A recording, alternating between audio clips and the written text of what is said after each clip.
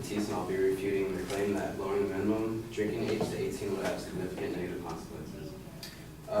My advocate's secondary claims are alcohol consumption is potentially dangerous if consumed at a young age, and lowering the legal drinking age would cause a greater amount of young adults access to bars and nightclubs.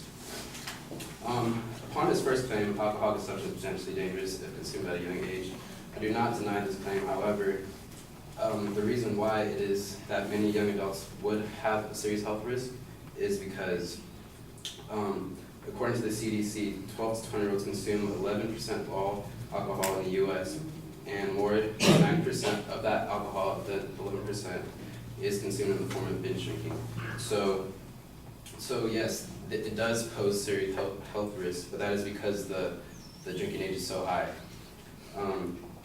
Furthermore, on to that point, scientists have discovered that differences between the adult brain and the brain of maturing adolescents also may help to explain why many young drinkers are able to consume much larger amounts without experiencing the negative consequences such as dizziness, lack of coordination, and hangover effects. And this unusual tolerance may help to explain the high rates of binge drinking amongst young adults. And also that the U.S. Department of Health and Human Services found that excessive drinking is responsible for more than 4,300 deaths among underage youth each year, and it costs $24 billion in economic costs in 2010. So with the high drinking age being 21, more young adults are engaging in binge drinking because also that age group, 18 to 20-year-olds, cannot go to licensed locations such as bars or nightclubs, and rather they go to unsupervised places such as house parties, which they're more prone to binge drink and engage in other unsafe behavior. Also, one of my advocates supporting claims for his first claim that alcohol consumption is potentially dangerous is that early alcohol consumption can cause developmental issues and addiction. He does not provide any evidence or citations for this claim. However, I did find that that an early onset of alcohol use and correlative with alcohol abuse later in life. However, studies suggest that no significant differences in rates of alcohol abuse between those who start drinking at 18, 19, or 20, 21. So basically, there is no correlation whether or not drinking at the age of 18 or 20 will mean that they will have later that they will have developmental issues or alcoholism.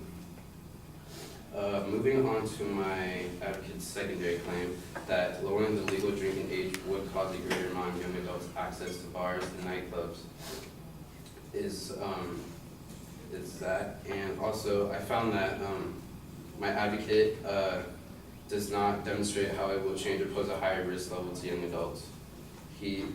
Rather it will just expose them. And also my advocate reasons that bars and nightclubs have high crime rates, so young adults should not have access to them. However, according to the Bureau of Justice Statistics, 18% of violent crimes are committed in one's home or lodging, while only 4.4% are committed in nightclubs, bars, and restaurants.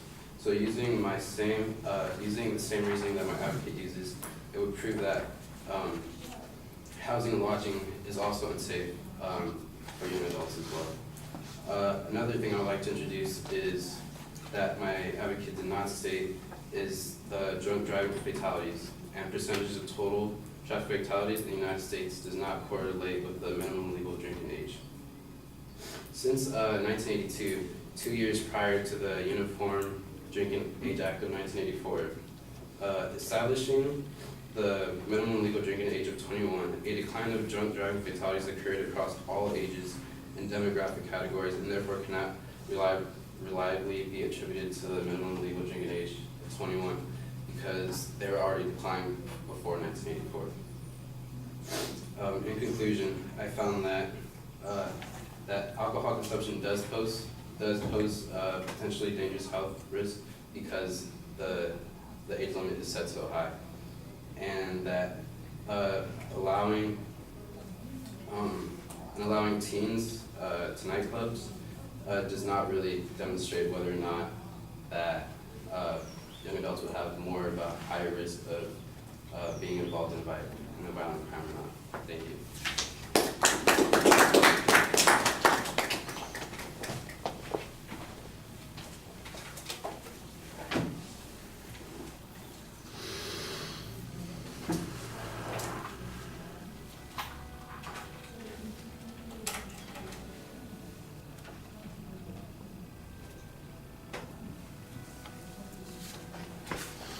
All right, the structural stuff is all solid. On the first point, I thought that you had a good piece of information here suggesting that the link to the problem is binge drinking. What's needed is a little bit more information that shows that binge drinking is related to the higher legal drinking age. I think that there's kind of a presupposition that they're connected, and I don't think that that's very well demonstrated in your argument. The argument about, or the data that talks about what the costs are, the number of deaths and the billions of dollars, I don't know that that gets you anything. It doesn't, I mean, it just shows what the significance of the issue is, but it doesn't tip the balance one way or the other. It potentially is counterproductive to your argument. I